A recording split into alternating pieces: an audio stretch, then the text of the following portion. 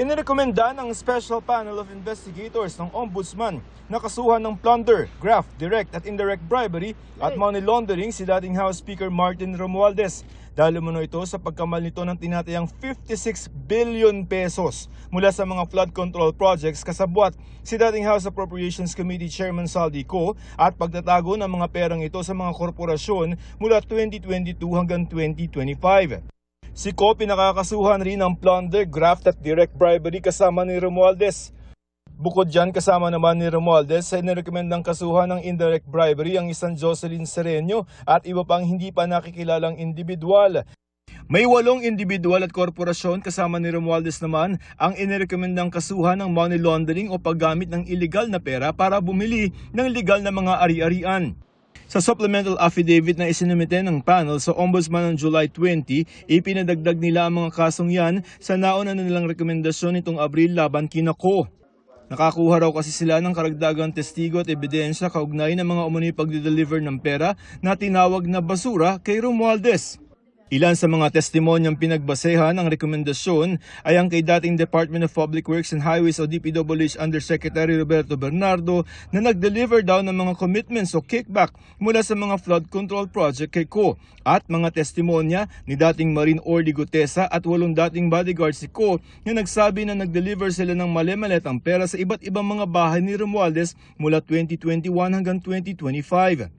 Ayon sa kanila, basura raw ang nakasanayan na nilang katawagan sa mga perang dinideliver nila na inilalaman sa mga maleta, paper bags, envelopes, malalaking kahong plastic at mga balikbayan boxes.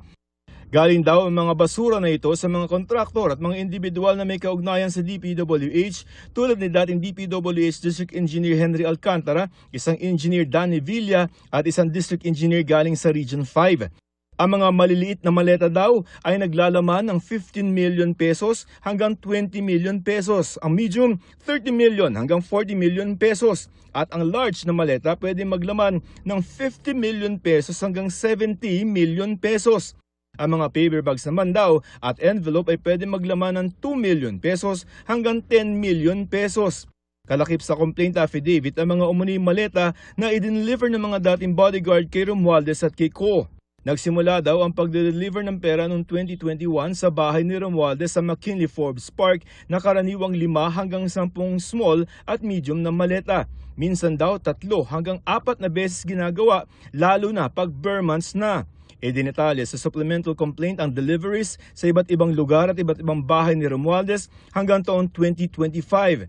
Noong September 2022, panahon na naging chairman na si Co ng House Appropriations Committee, nag-deliver daw ng 10 large na maleta sa bahay ni Romualdez. May delivery ulit ng 28 maleta umano sa bahay ni Romualdez noong December 2022. 22 maleta naman ang i-deliver ulit sa McKinley sa Forbes Park noong November 2023. Meron din daw delivery ng mga 50 mga maleta noong December 2023 mula sa unit ni Co sa Horizon Homes papunta sa McKinley.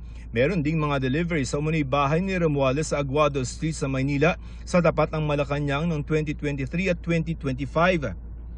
Noong 2024, nagkaroon na rin ng delivery ng pera sa unit ni Romualdez sa Manila Polo Club Townhouse sa Forbes Park sa Makati. Asa isa pang bahay nito sa Nara Avenue sa Forbes at Tamarind Road sa Forbes Park. Kung susumahin ang bilang ng mga maleta sa affidavit na umano'y i-deliver ni Co kay Romualdez ay hindi ito bababa sa 289 na mga maleta. Ang mga perang nakuha ni Romualdez napunta raw sa mga korporasyon na pinakakasuhan ng Ombudsman Panel dahil ginamit ang mga ito para kumuha, maglipat at magtago ng mga ari-arian para sa kapakinabangan ni Romualdez. Sa salin ni Romualdez noong June 2025, inineklara niya na meron siyang 293 million pesos na cash at pera sa bangko mula sa kanyang kabuang asset na 1.185 billion pesos. Pero ayon sa panel, makikita daw sa record na lampas pa dyan ang bilyong-bilyong pisong mayroon si Romualdez na nasa iba't ibang korporasyon na may real estate properties at investments na hawak. Ang rekomendasyong ito ng special panel ng mga investigador ng Ombudsman ay isasalang sa isang preliminary investigation dito sa Ombudsman para suriin kung may sapat na ebidensya para ituloy at ihain ang kaso sa Sandigan Bayan.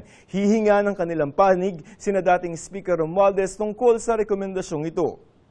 Ang proseso ho doon yung officer in charge dun sa preliminary investigation ay magbibigay or mag-i-issue ng order to file counter affidavit. At dun ho natin makikita yung date. Hindi ko pa nakikita po yung order to file counter affidavit. Pero malamang po sa hindi, it will be issued sometime this week. At oras na matanggap ang counter affidavit ni Romualdez ay may 60 araw o 2 buwan para magdesisyon kung sasampahan ng kaso si Romualdez sa Sandigan Bayan. Ayon sa abogado ni Romualdez, handa raw ang dating speaker na harapin ang anumang reklamo laban sa kanya. Kung magkakaroon daw ng patas na laban at paghuhusga batay sa ebidensya ay mapapatunayan ni Romualdez ang kanyang panig. Hiniling nila sa publiko na hayaang manaig ang proseso at magpasya ang ebidensya. Sinisikap din namin makuha ang panig ni Ko na sinasabing nagtatago sa Europa at iba pa mga nabanggit sa supplemental complaint. Joseph Morong, Nakatutok 24 Oras.